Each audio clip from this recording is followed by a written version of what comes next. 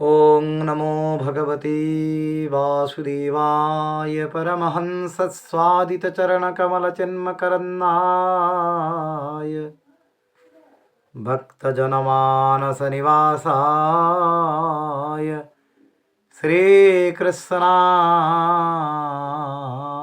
नमः।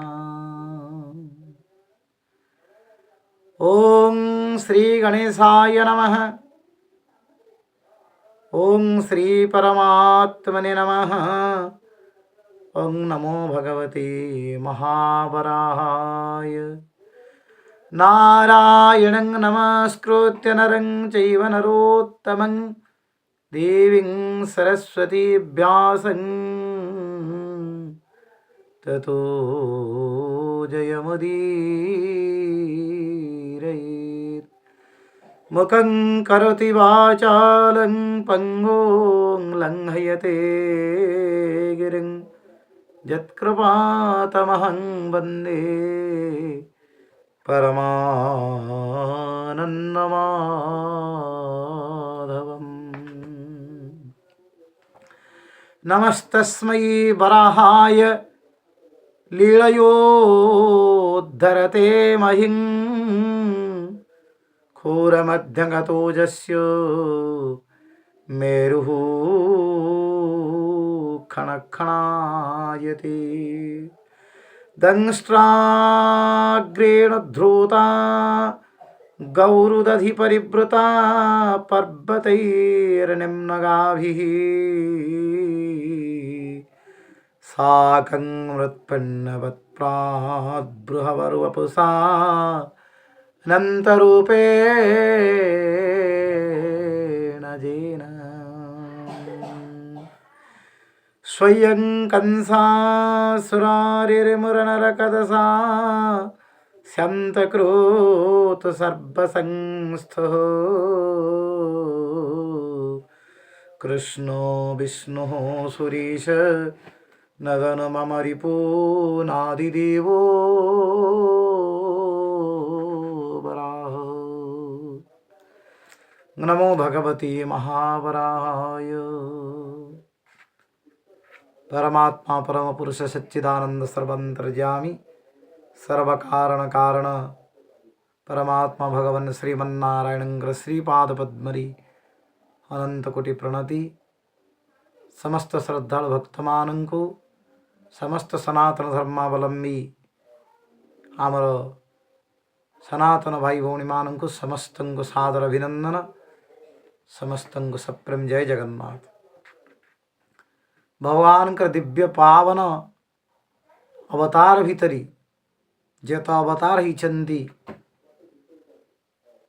24 अवतार वर्णना श्रीमद्भागवतरी कुमार वराह नारद नरनारायण कपिल दत्तात्रेय यज्ञ ऋषभ हयग्रीव पृथु मत्स्य कच्छप धन्वंतरी मोहिनी नृसिंह वामन हंस परशुराम श्रीराम बलराम बुद्ध और कल्कि 24 अवतार भीतरी सब अवतारंक पाई विभिन्न ग्रंथ विभिन्न शास्त्र लिखाई।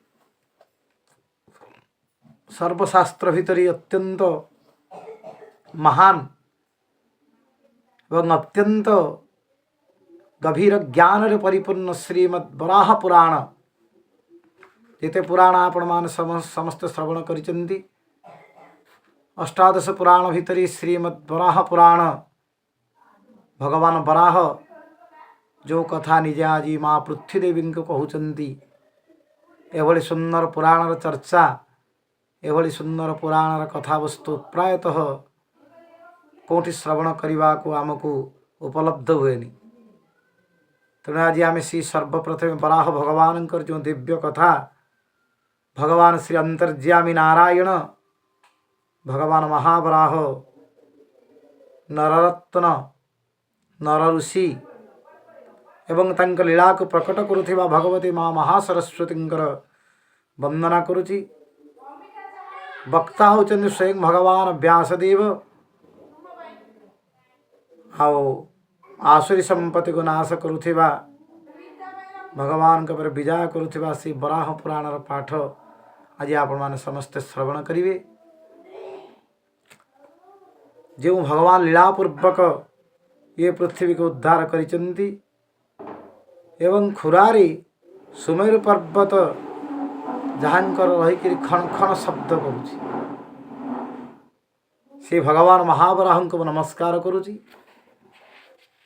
जो अनंत अनंत रूप भगवान विष्णु प्राचीन काल रे समुद्र वन पर्वत एवं नदी को पृथ्वी की घरी रही अनंत विशाल शरीर द्वारा निजर दंष्ट्राग्र पृथ्वी को रखी जे कंस मूर नरक रावण आदि असुर बद्ध करथिले श्री कृष्ण विष्णु स्वरूप सर्वव्याप्त चराचर देवदेवेश्वर आदिदेव भगवान महावराह को नमस्कार करुछि। जे समस्त काम क्रोध लोभ मोह ये शरीर जीति शत्रु मान अछंती प्रपंच मान अछंती से भगवान महावराह को स्मरण कले ये समस्ते नष्ट हो जाती। तेणु ये पूर्व कालर कथा पूर्व काल सूत मुनि को नैमिषारण्य भली महातीर्थ समस्त ऋषि मुनि मान जे प्रश्न कले हे प्रभु भगवान महावराह रूप धारण कर अनंत शक्ति द्वारा 91 पृथ्वी को केमिति उद्धार करे एवं पृथ्वी भगवान को कौन कहले ये सुंदर कथा वस्तु महावराह अवतारंकर कथा।